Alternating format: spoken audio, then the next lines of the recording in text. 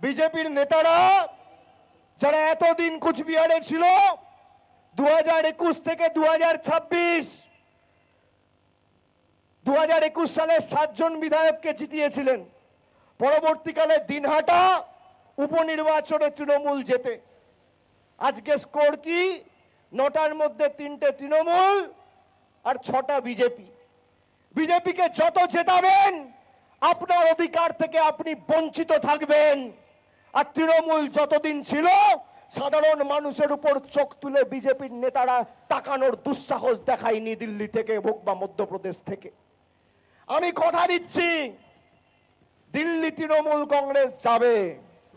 আর আজকে মাঠে যা লোক হয়েছে দিল্লির নেতাদের বলবো খালি ছবিটা সংবাদ মাধ্যমের পর্দায় আর ফেসবুকে একবার দেখবেন, রাতের ঘুম চলে যাবে, রাতের ঘুম চলে যাবে।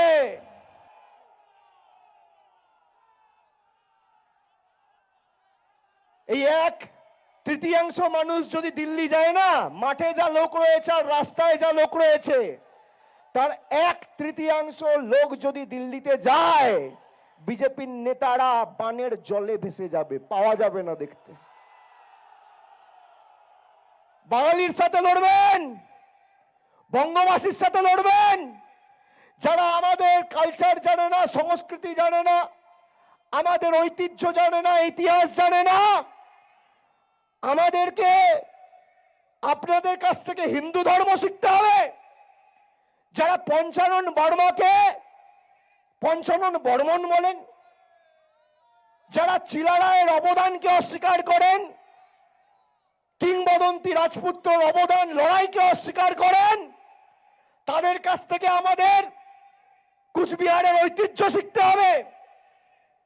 যারা আজ থেকে 1 সপ্তাহ আগে মিটিং করে শুক্তাবাড়ির লোকেদের বাংলাদেশি বলেছে, যারা আমাদের ভাষা, আমাদের ঐতিহ্য, আমাদের সংস্কৃতিকে অস্বীকার করেছে, আমরা বাংলায় কথা বলে যদি বাংলাদেশি হই, নিশীথ প্রামাণিক, শুভেন্দু অধিকারী, দিলীপ ঘোষ, সুকান্ত মজুমদার কি ভাষায় কথা বলো, কি ভাষায় কথা বলো? যখন জয় বাংলা বলবেন গর্ব করে জয় বাংলা বলবেন। এটা আমাদের ঐতিহ্য, আমাদের পরিচয়।